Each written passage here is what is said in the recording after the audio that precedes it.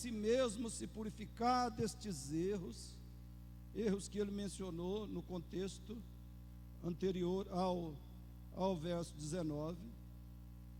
Se alguém se purificar desses erros, será utensílio para a honra, santificado e útil ao seu possuidor, estando preparado para toda boa obra.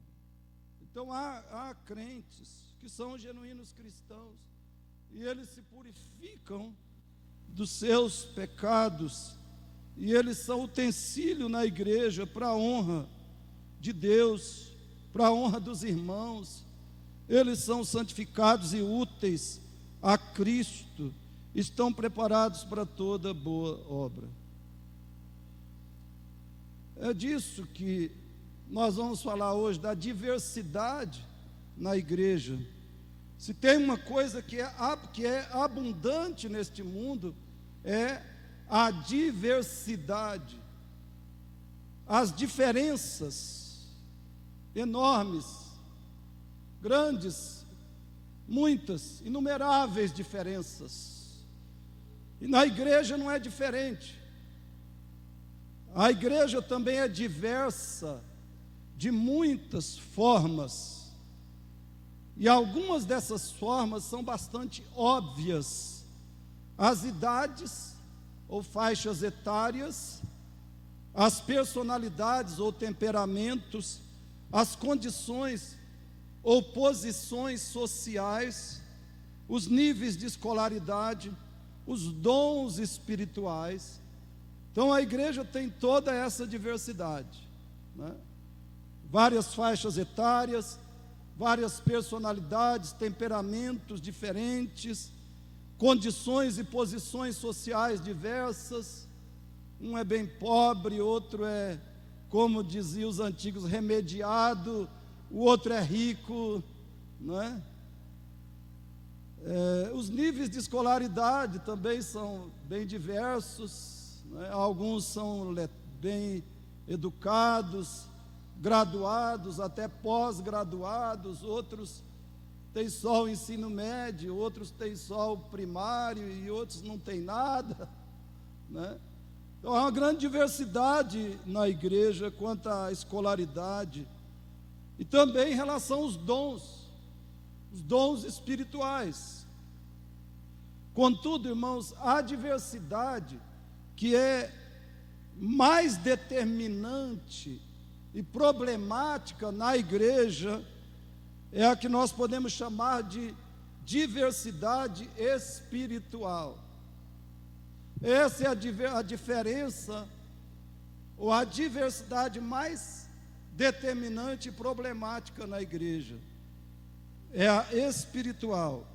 A Bíblia fala pelo menos de três grupos diferentes na igreja, quanto ao estado ou condição ou caráter espiritual. E é disso que o nosso texto fala aqui no 20, 2 Timóteo 2:20. Numa grande casa não há somente utensílios de ouro e de prata, há também de madeira e de barro, alguns para honra, outros para desonra. Na igreja acontece isso também. É disso que Paulo está falando, figuradamente, né? Com essa linguagem figurada. Na igreja há pelo menos três grupos diferentes quanto ao estado, a condição ou o caráter espiritual. Cada um de nós precisa ter uma percepção muito real de em qual grupo se encontra. Então, quando eu estiver falando aqui sobre esses grupos, que é o que eu vou fazer daqui a pouco, pergunte a si mesmo: eu estou nesse grupo? Eu sou um componente deste grupo? Vou falar apenas de dois hoje, mas pergunte a si. Não, pelo amor de Deus, faça um esforço para não ficar aplicando a palavra ao irmão. Esse é um mal terrível, né?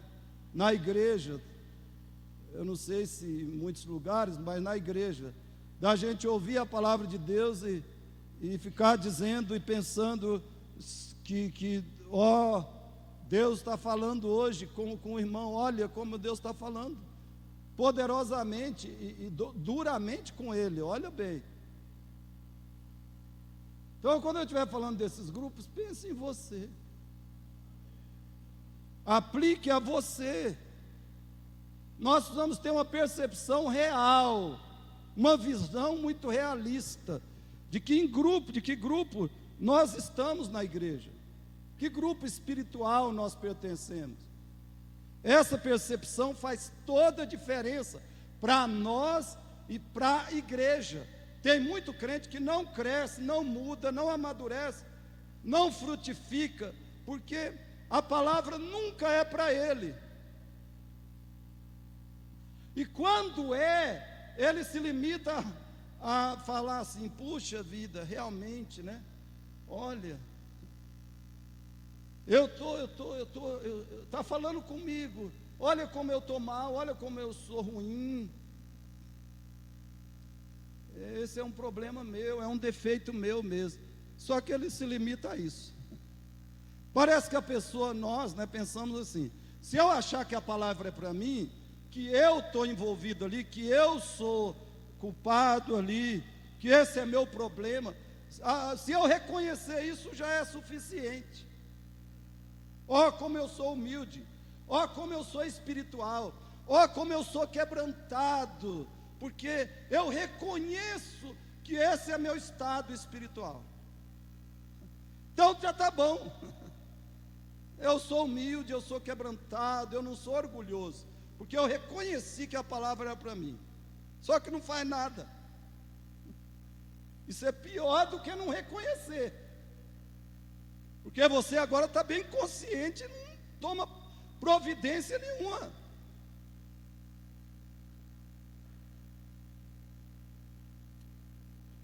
E é um pouco disso que eu quero falar antes de falar dos grupos.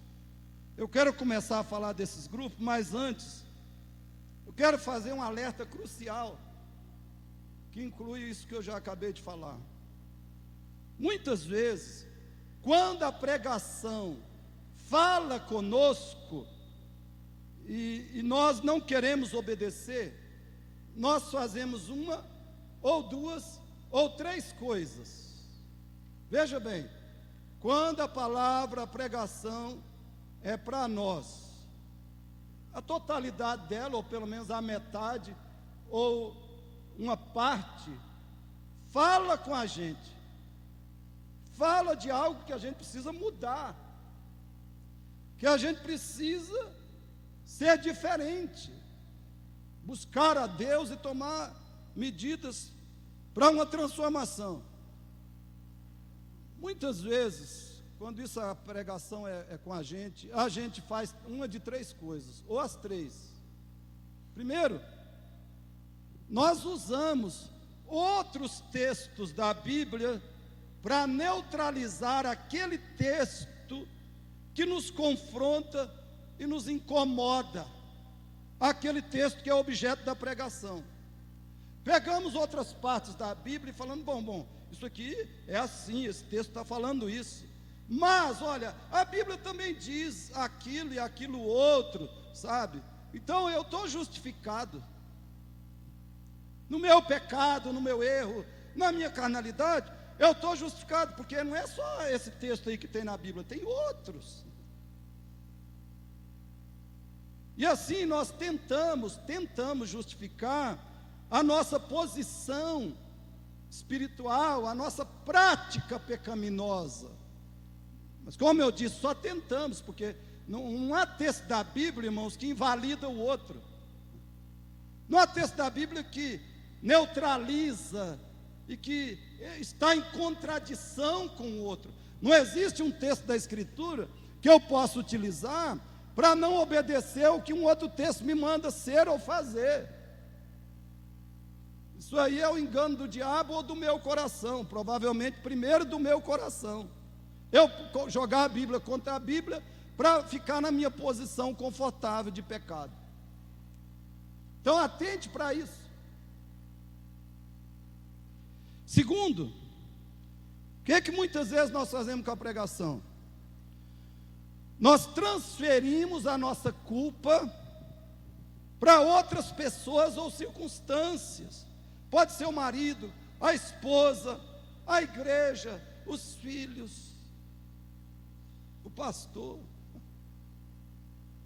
Nós transferimos a nossa culpa, ou atribuímos a culpa aos nossos problemas, ou situações difíceis. Olha, não dá para eu fazer isso, não dá para eu viver assim, ou para eu obedecer isso que a palavra, a pregação de hoje falou.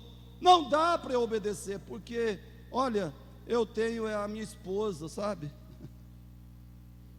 Meu marido é um problema, é a minha cruz.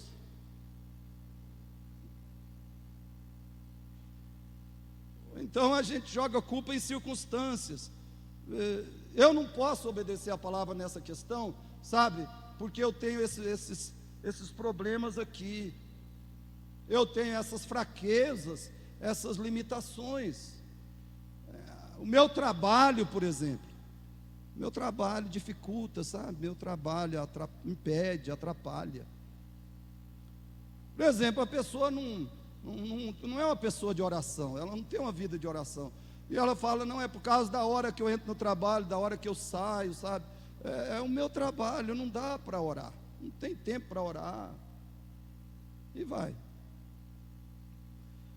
Terceiro, o subterfúgio que nós usamos para não obedecer a palavra é o seguinte: nós condenamos o pregador. Então a pregação é com a gente, tal, exige quebrantamento, arrependimento, mudança, mas nós não estamos dispostos a fazer isso. E aí nós condenamos o pregador. Nós dizemos que ele está sendo radical, ou intolerante, ou incompreensivo, ou rigoroso demais.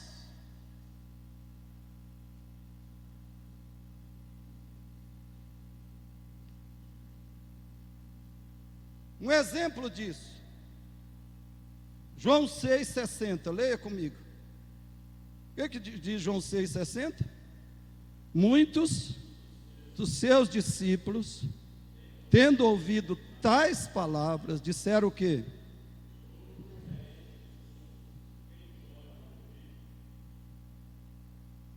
Duro é este? Tocou no meu pecado, na minha carnalidade, no meu problema, sabe? É difícil, é duro, essa pregação é dura demais.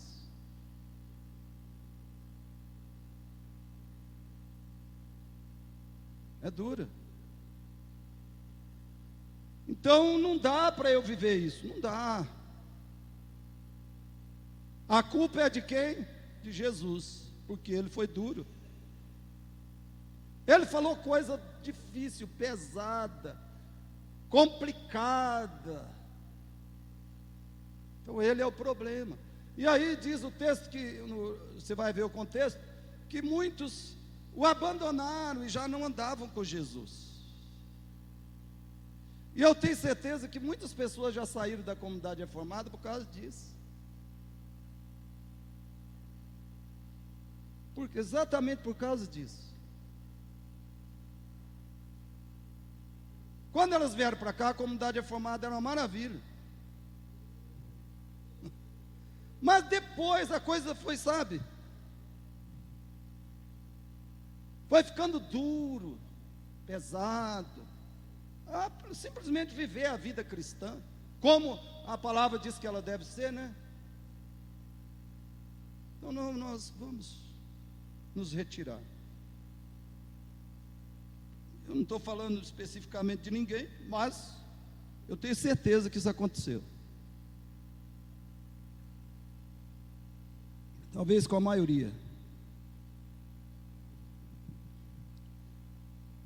Mas, queridos, o cristão que age dessas formas tem de tomar uma providência imediata, ele tem que mudar rapidinho, porque ele está revelando duas coisas, pelo menos. Primeiro, ele está revelando que o seu estado espiritual não é de fato espiritual. Ou seja, a condição do seu espírito não condiz com o Espírito Santo, não condiz com a natureza e a obra do Espírito Santo. Quando o meu espírito, o meu coração foge da palavra de Deus, do que ela me convoca a ser, a viver, eu estou em confronto com o Espírito Santo, eu não estou em comunhão com Ele. Segundo, a pessoa que faz essas coisas com a pregação, revela que ela deseja continuar se auto-enganando. Deseja o quê? Continuar se auto-enganando. E é por isso que Jesus diz que no dia do juízo, quando estiver o pessoal diante dele, né, ele vai dizer: eu nunca vos conheci. Mas eles foram evangélicos desde o berço. Alguns nasceram em berço evangélico. E a esse Jesus vai dizer: eu nunca vos conheci. Ou seja, eles estavam enganados. Não é só, irmãos, de outras religiões aos quais Jesus vai dizer: eu nunca conheci vocês. Ele está falando de evangélicos nessa passagem, em Mateus 7. Está falando de evangélicos, ele vai dizer: eu nunca vos conheci. Tiago diz: sejam praticantes da palavra e não somente enganando-vos a vós mesmos. Como é que você vai evitar isso? Só tem uma forma: aplique a palavra de Deus a você, aplique a palavra que você ouve ao seu coração, à sua vida. Avalie, identifique o seu real estado espiritual. Evite toda forma de autojustificação ou transferência. Pare de se autojustificar, de tentar justificar o seu pecado, mesmo quando a Bíblia fala diretamente sobre o seu pecado, o seu problema, a sua carnalidade. Pare de tentar justificar, de se auto-justificar. Pare de transferir para o pregador, ou para a sua circunstância, ou para alguém da sua família. Pare de pegar a Bíblia para neutralizar a Bíblia. Se não, querido, vai acontecer no dia do juízo conosco aquilo que Jesus falou. Vai acontecer.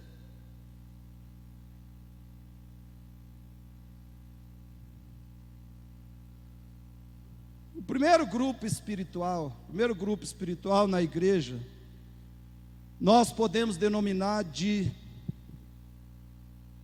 Quais são? Os crentes perdidos.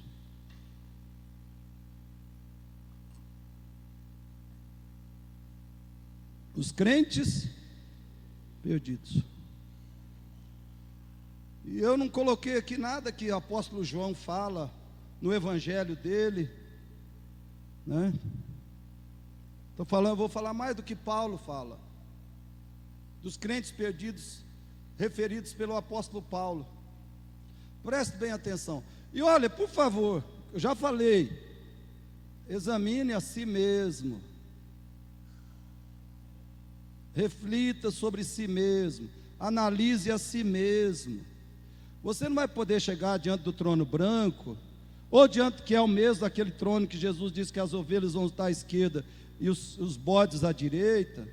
Você não vai poder chegar e falar: o pastor da minha igreja, Jesus, nunca me alertou, ele nunca tentou me mostrar se eu era um perdido, agora eu estou indo para o inferno porque o pastor Roberto nunca me falou nada.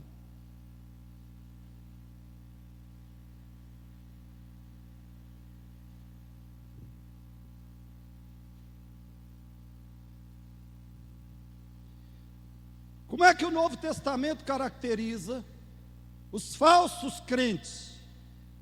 Primeiro, fale comigo, eles parecem piedosos, mas a piedade não os domina. A piedade não os domina. 2 Timóteo 3,5, o que diz? Tendo forma de piedade, negando-lhe, entretanto, o poder, foge também destes. Eles fazem aquela profissão de fé, sabe? Assim, entusiasmada, enfática, pentecostal, ultrapentecostal, muitos.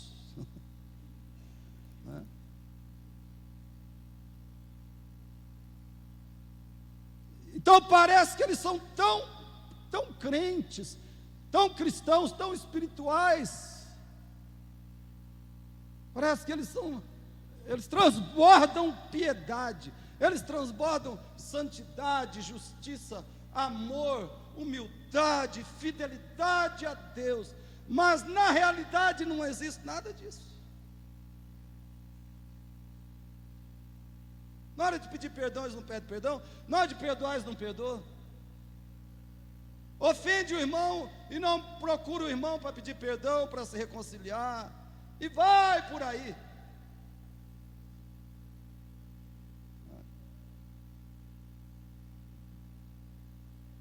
Irmãos, o falso piedoso é aquele que não tem verdadeiro temor de Deus no seu coração.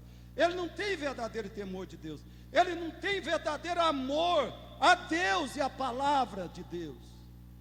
A consequência é que esses crentes não vivem em verdadeira santidade e obediência. Eles não têm nem mesmo a fidelidade mínima. Nem mesmo a fidelidade mínima.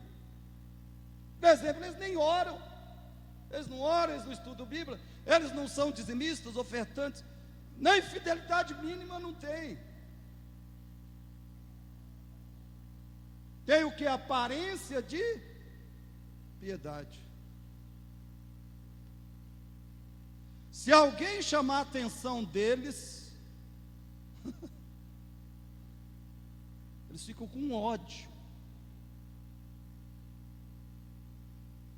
Pregação que mexe com eles, nossa.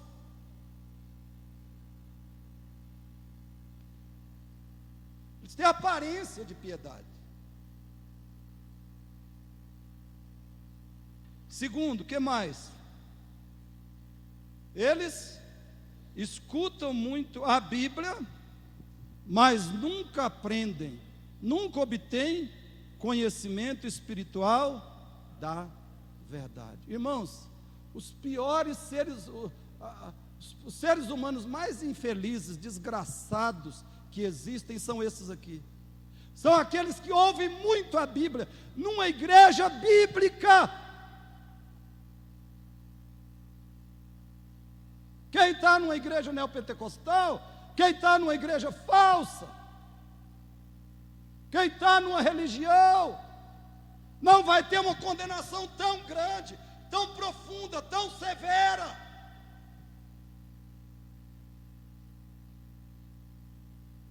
A pessoa está numa igreja bíblica, ouve pregações bíblicas o ano inteiro, 70 pregações bíblicas. Ou pelo menos ela tem a oportunidade de ouvir, né?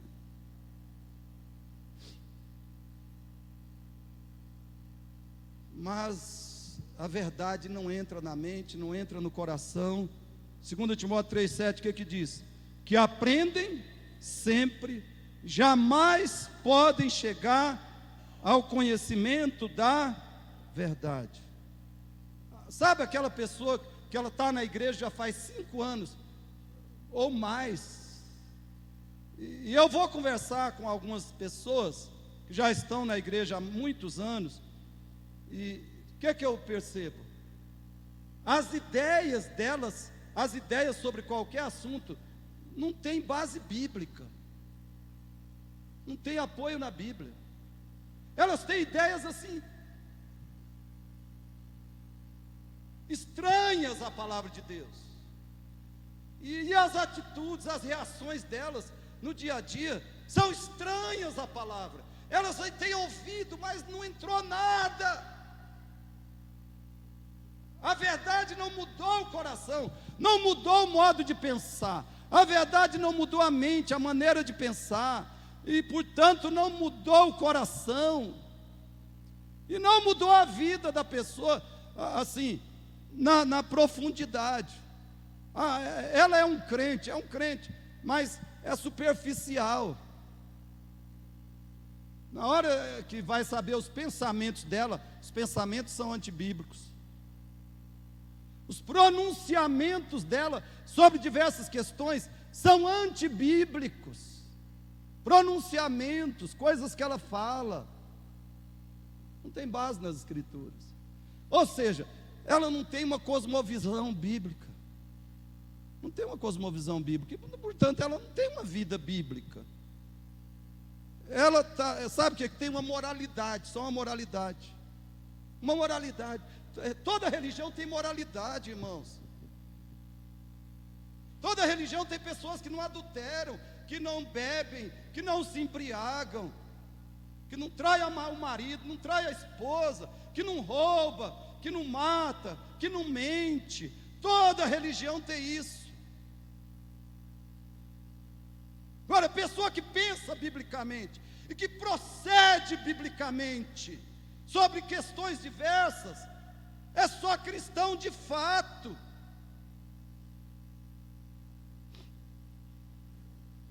Irmãos, escute bem, eu tenho observado isso, e você não sabe o quanto que isso me entristece, me frustra,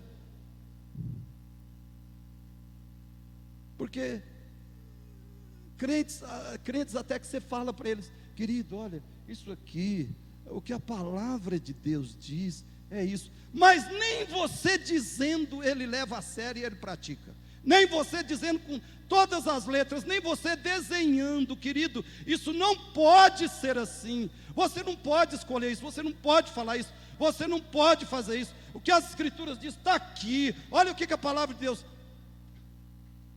é inútil,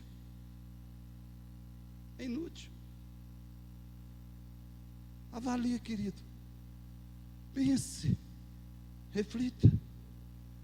Será que nós estamos na igreja ouvindo a verdade e nunca aprendendo? Porque aprender é quando a verdade domina o nosso coração. Ela domina e ela faz a gente pensar da maneira correta, sentir, agir, pelo menos agir com sinceridade, de uma maneira santa.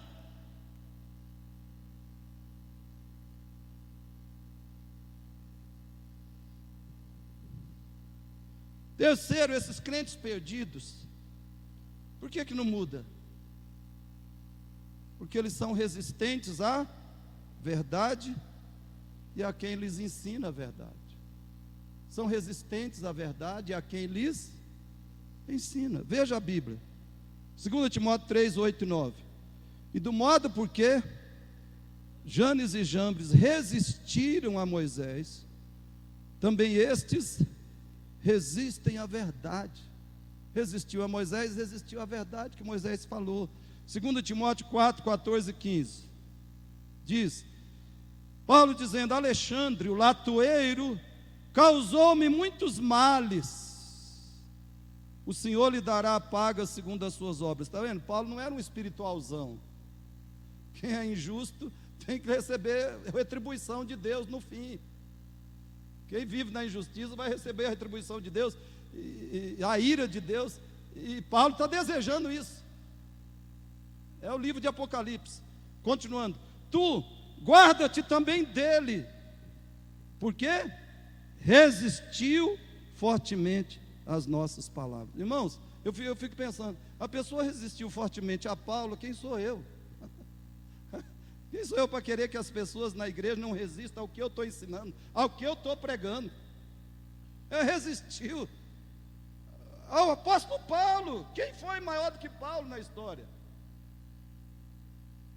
Ser humano, claro, mas pela graça de Deus, quem foi maior do que ele? Eu não conheço ninguém. Mas o cara resistiu, Paulo.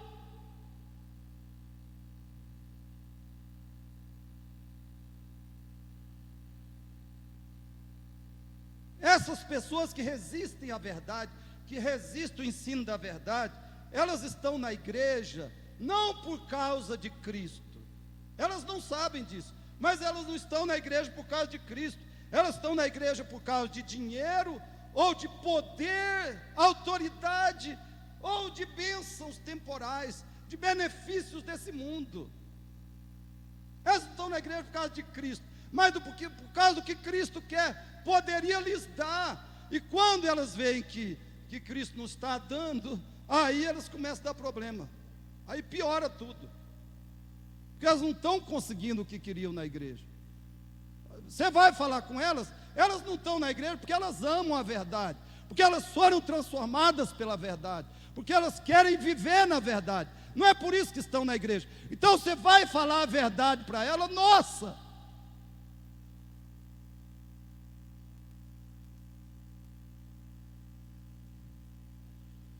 Quarto lugar, eles são o quê? O que eles são, irmãos?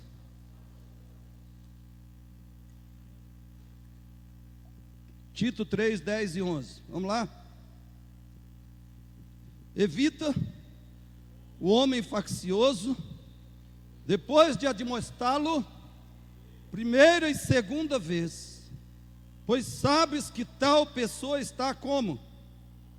Pervertida e vive pecando, e por si mesma está condenada. Preste atenção, querido, o que é uma pessoa facciosa? O que é uma pessoa facciosa?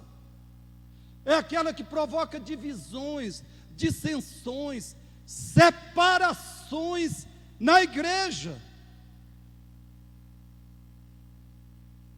Geralmente ela faz isso porque é invejosa, ou ciumenta, ou julgadora, ou insensata, ou crítica, ou maldizente e difamadora, ou várias dessas coisas juntas. O provocador de divisões, sabe? Ele sempre está falando alguma coisa, agindo de algum modo que separa as pessoas, que quebra a comunhão da igreja. Quebra a comunhão. Coloca pessoas contra a outra, faz as pessoas começarem a desconfiar das outras, suspeitar das outras, e faz os irmãos começarem, essa pessoa facciosa, ela influencia algumas pessoas para começarem a falar mal dos outros também. A Cleonice não estava pensando nada mal de mim, nada negativo, né? Eu espero, né, Cleonice? Ou pelo menos ela estava pensando, mas estava, coitado do pastor, ele é um pecador tão miserável, eu vou orar por ele. Só isso, né? Mas aí vem a pessoa e começa, né? Aí a Cleonice, que não estava querendo falar mal de mim, não estava querendo ficar com raiva de mim, né? Não estava querendo assim me rejeitar. Ela começa, sabe que é verdade. E aí ela começa jogar isso para outros, porque alguém, como a gente sabe, fez a cabeça dela. Esse é o faccioso. Só uma das coisas que eu estou falando que ele faz, porque ele é invejoso, ou ciumento, ou julgador. Ele é dado aos falsos julgamentos. O que vem na mente dele, ele começa a falar sobre os outros, sabe? Não é nem verdade. A maioria das coisas que ele fala sobre os outros não é verdade. É falso julgador. Ele é insensato ou crítico, ou maldizente e difamador, ou várias dessas coisas juntas. Paulo diz aqui que essa pessoa está pervertida e condenada.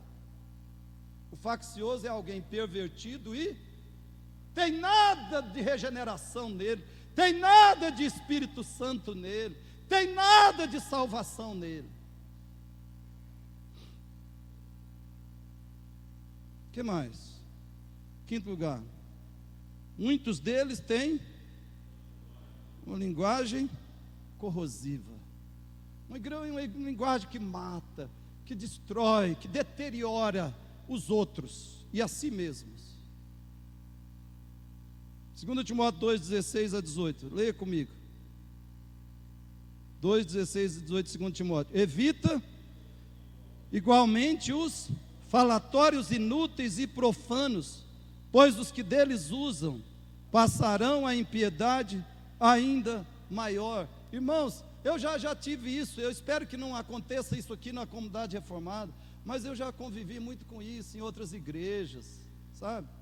Os irmãos se reúnem lá na sua casa, na hora do almoço, ou sei lá, do jantar, eu não sei, eles se reúnem lá e daí a pouco começa o falatório. Começa o falatório, né? E entra na correia, entra todo mundo. Entra no pau, presbítero, entra diácono, entra o ministério de louvor, e o pastor então é o primeiro.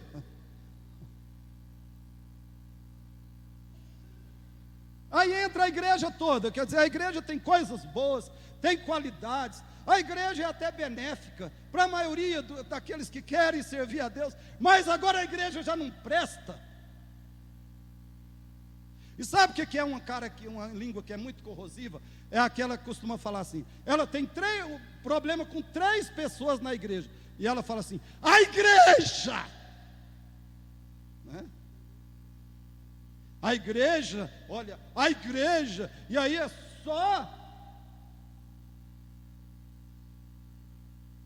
só desgraça que sai da boca dela, porque a igreja é um problema. Eu já falei aqui, né? Já preguei aqui, a igreja é o problema? Igreja bíblica, irmão, não é problema. Igreja bíblica é solução, com todas as suas falhas, defeitos, dificuldades, limitações, porque não tem igreja que não tem isso. Mas a igreja bíblica sempre é solução para quem quer Cristo, para quem quer a palavra de Deus, para quem quer servir, para quem quer amar, para quem quer ser apoiado, sustentado, ajudado, sobretudo espiritualmente. A igreja bíblica é a solução. Mas os de linguagem corrosiva, né, acaba com a igreja. Olha o verso 17. Além disso, a linguagem deles corrói como câncer. E eu acho interessante que Paulo ele dava o nome para as pessoas. Eu nunca fiz isso aqui na frente da igreja. Nunca fiz isso, né? Eu estou ali na sala de aconselhamento, é cada coisa, né? E eu nunca falei aqui, olha. Nem daqueles que saíram e ficaram metendo pau na igreja, como eu sei. Várias pessoas saíram daqui. O culpado sou eu, o culpado é o conselho. Nós somos o problema. Fomos pacientes pela graça de Deus. Tivemos bastante paciência, tolerância, né? Aconselhamento atrás de aconselhamento, oração, intercessão, irmão, minha irmã, não sei o quê. Vem cá, vamos sentar, vamos tentar resolver isso. Depois nós somos os culpados. A pessoa entra na desgraça, escolhe o pecado, e aí nós somos os responsáveis, porque é claro, né? É claro. O ímpio nunca vai dizer que o problema é dele. Ou então ele vai falar, não, eu pequei, mas... Ele só fala assim, eu pequei, eu errei, mas... E aí a lista do culpado é grande, a dele é pequenininha.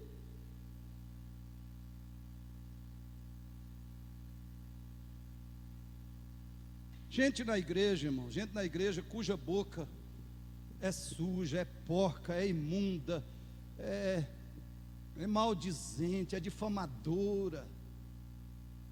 Paulo está dizendo que esse tipo de gente é perdido. É perdido. Tem crente que ainda conta piada imoral ainda. Tem crente aí, ainda conta piada suja. E muito mais. Sexto, eles são o quê? Eles são incorrigíveis. Mateus 18, 17. E se ele não os atender, diz-o à igreja, e se recusar a ouvir também a igreja, considera-o como gentil e publicano. O que era gentio e publicano na sociedade de Jesus? Eram aquelas pessoas que desprezavam, conheciam a lei de Deus, conheciam, mas elas não tinham nenhum apreço pela lei de Deus, elas até odiavam a lei. Gentio e publicano, eles viviam no pecado conscientemente, deliberadamente, eram idólatras, eram imorais, muito imorais. Gentios e publicanos eram corruptos, ladrões. Aí Jesus está falando: olha, aquela pessoa na igreja que vocês tentarem corrigir, que vocês tentarem assim, convencê-la a largar o pecado, mas ela persistir no pecado, considera ela como gentio e publicano. Ou seja, considera essa pessoa como alguém que é incrédulo, que não é regenerado, que nunca foi realmente convertido a Cristo. Há membro de igreja, irmãos, membro de igreja que ninguém vai convencê-lo ou convencê-la a abandonar o pecado. Não adianta insistir, porque o coração não ama Deus, o coração ama o pecado, o coração não ama a lei de Deus, ama a desobediência. E se o coração ama isso, não adianta eu, ou o conselho, ou você tentar convencer essa pessoa a abandonar o pecado, porque ela não vai abandonar. O que a gente tem que fazer, depois de falar com ela, a Bíblia diz 1 ou 2 vezes, ou até 3, é orar, só orar, e excluir da igreja, é o que Jesus está falando aqui, excluir da igreja, porque não tem outro jeito, não tem, e orar para que talvez Deus um dia faça uma obra ali. 7º lugar, muitos dos crentes perdidos são opositores dos verdadeiros pastores, eles são opositores. 2 Timóteo 2, 25 e 26, que diz: o pastor, falando para o pastor da igreja, deve corrigir com mansidão os que se lhe opõem, na esperança de que Deus lhes conceda o arrependimento, levando-os ao conhecimento da verdade.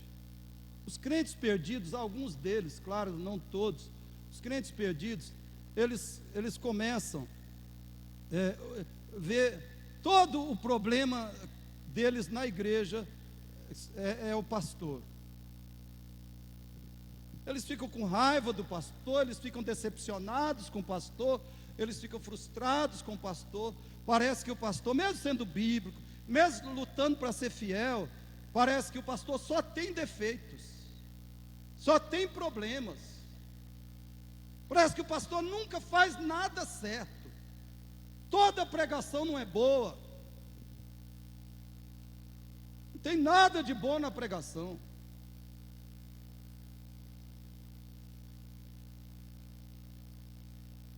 Irmãos, um pastor bíblico, ele pode ser, eu sei por mim, né?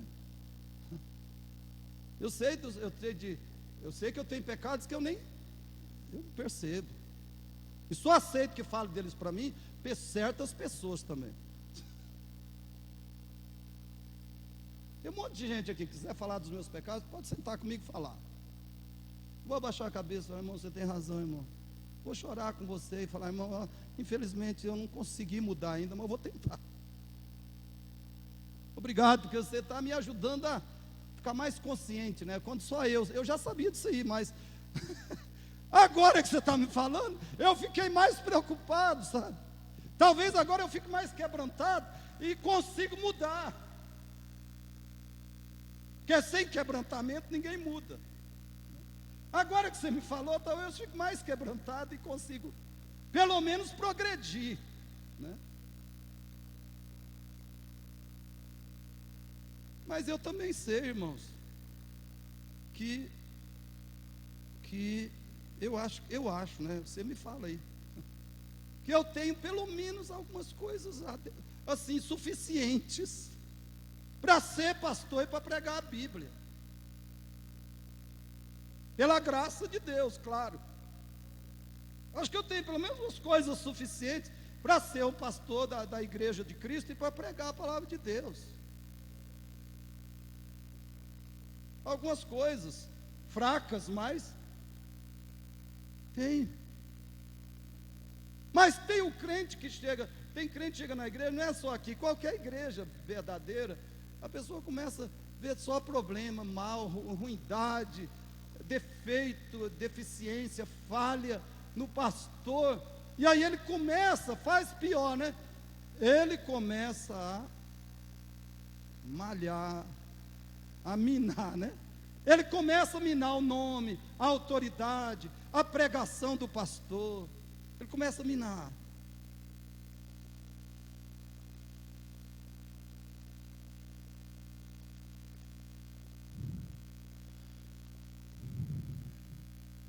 Leia aqui as cartas de Paulo, você vai ver, Paulo tinha muitos opositores desse tipo, ou pior do que desse que eu estou falando. Ele tinha muitos. Eles são perdidos. Oitavo, estou terminando. Vou ficar só nesse ponto aqui. Muitos deles estão em laços do diabo. Muitos estão em laços do diabo. 2 Timóteo 2, 26. Então, irmãos, tem gente que às vezes ele esteve na igreja por um certo tempo, e ele teve ali até um quebrantado, bem intencionado, querendo, de verdade, querendo com sinceridade servir a Deus, seguir a Cristo, sabe? Querendo ser abençoado, ser abençoador, mas acontece aquilo que eu falei. Ele ouve que ele tem que ter uma vida de oração, ele não tem vida de oração.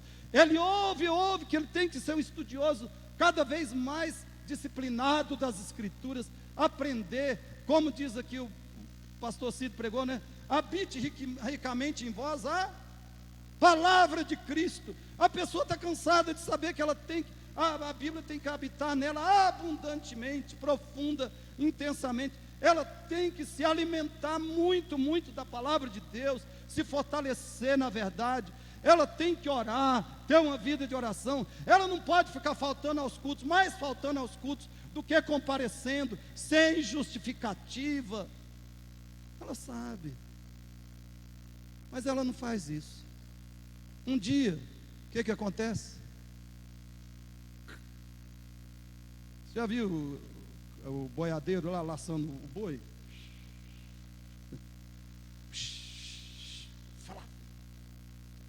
O diabo jogou um lação nela, ó, agarrou, prendeu, e pronto, acabou. Sangra e acaba com ela. Você sabe disso. Tem gente que está na igreja assim.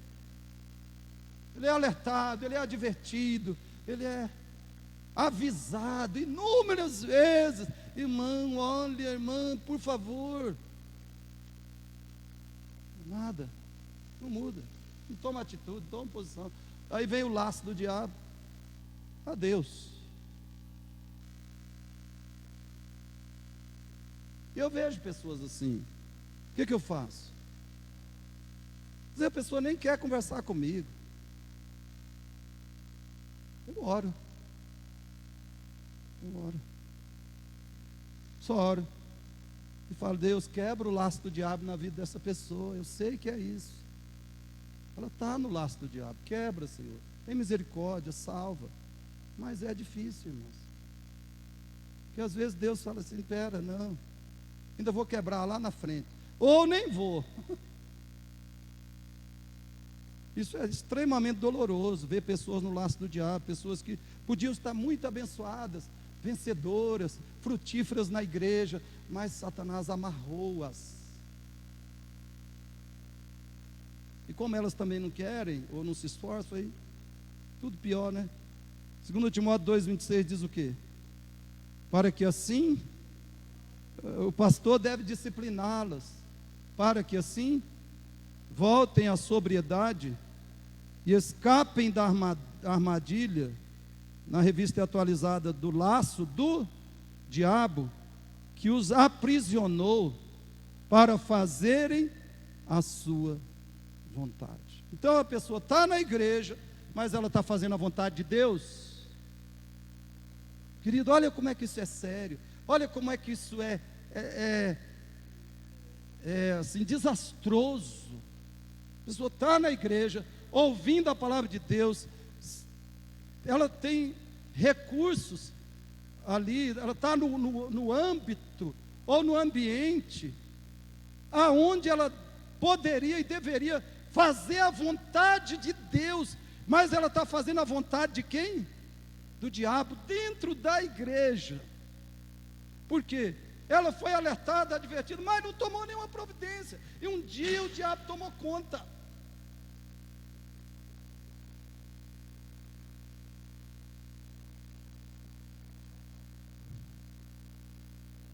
Nono, muitos deles, dos crentes perdidos, trocarão a verdade por pregações confortáveis. É isso que vai acontecer. Não são, olha, irmãos, não são todos que saíram daqui da comunidade reformada, claro, mas muitos saíram porque eles não estão interessados de fato na verdade. A verdade não é um valor supremo para eles.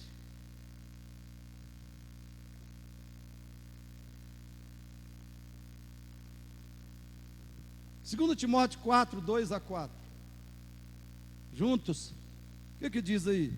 Prega a palavra, insta, quer seja oportuno, quer não, corrige, repreende, exorta, com toda longanimidade e doutrina. É o que eu tenho tentado fazer. É o que Deus me manda fazer. Agora veja o verso 3. Pois eu sei que alguns não vão ouvir, não vão, infelizmente. Verso 3: pois haverá tempo em que não suportarão a sã doutrina, pelo contrário, cercar-se-ão de mestres segundo as suas próprias cobiças, como que sentindo coceira nos ouvidos. Se a pessoa estivesse ouvindo só Augusto Nicodemos e Hernandes Dias Lopes, beleza, mas ela está ouvindo outros mestres, sabe? Ela está ouvindo outros mestres. Haverá tempo em que não suportarão a sã, pelo contrário, cercar-se-ão de mestres segundo as suas próprias cobiças. Não, esse pregador fala o que eu gosto, ele fala o que eu concordo, ele fala o que me deixa confortável, esse eu vou ouvir. Se eu ouvisse gente melhor do que eu, pregador melhor do que eu, e obedecesse, beleza.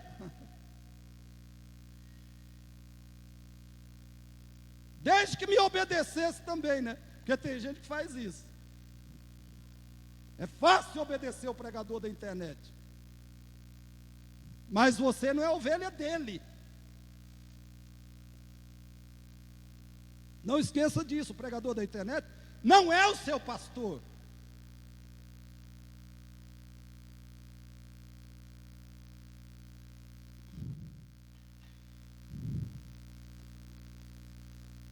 Cercar-se de mestre segundo as suas próprias cobiças, como que sentido coceira nos, pregaçãozinha agradável, gostosa.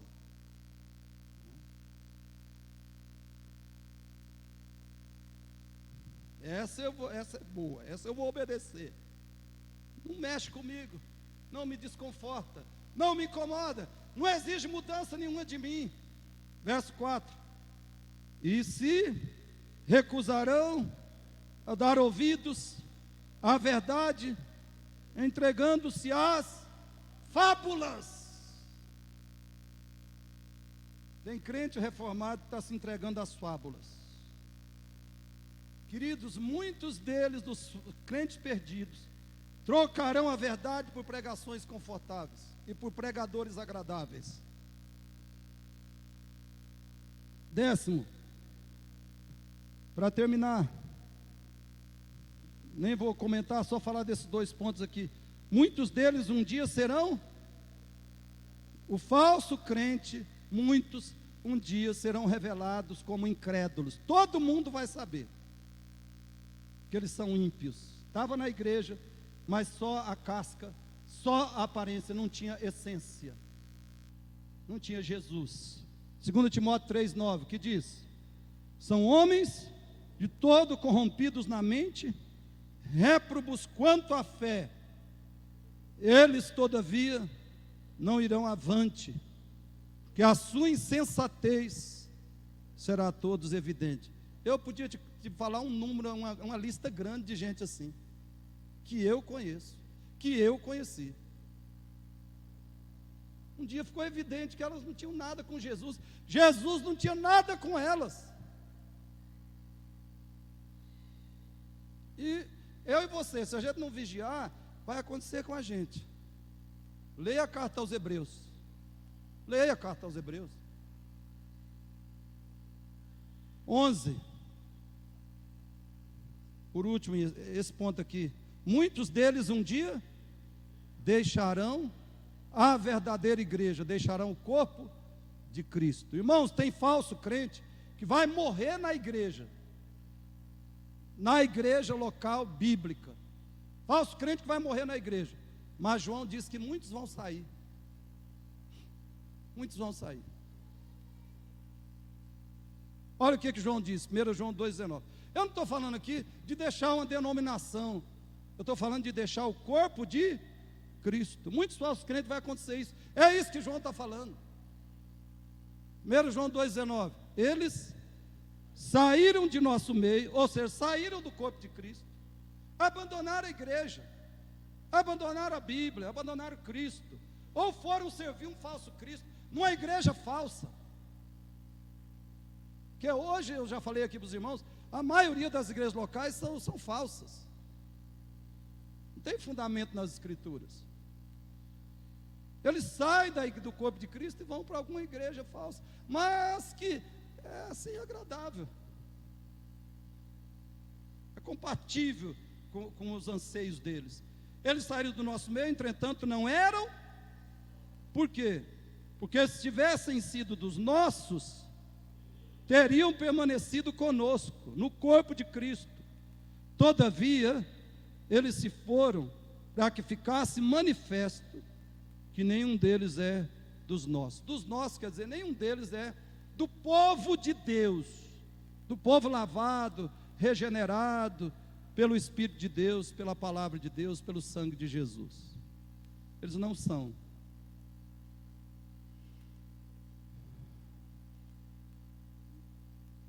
Você não está enganado. Examinemo-nos a nós mesmos. Oremos. Pai Celeste, graças te damos. Graças te damos pela palavra do Senhor. Pedimos que o Senhor, Pai, tenha compaixão, tenha infinita, derrama abundantemente a tua graça, a tua misericórdia, a tua compaixão sobre nós. Que o teu Espírito haja em nossos corações, para que, se precisamos ainda de regeneração, de ressurreição espiritual, nós sejamos salvos pela tua graça, Pai.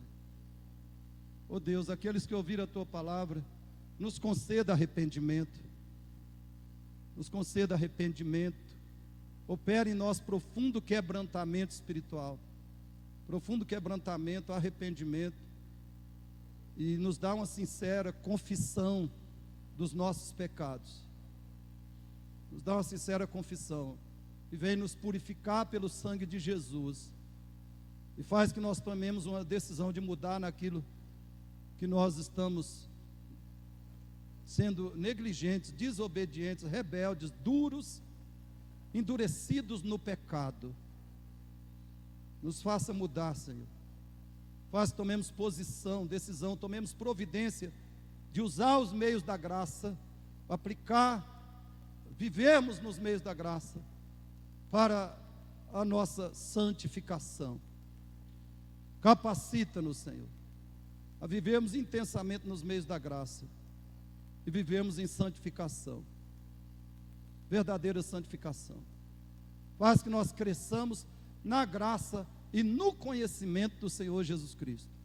Que apareça na vida de cada um de nós aqui, no domingo, na segunda, na terça, até o sábado.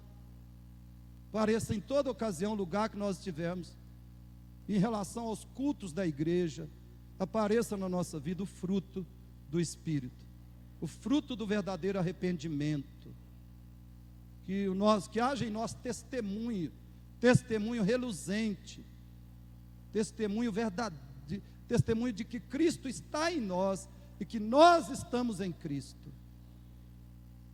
Santifica, aperfeiçoa essa igreja, abençoa a comunidade reformada, Pai. Aviva essa obra, aviva a tua obra, em nome de Jesus Cristo, para a glória dele. Amém, Senhor.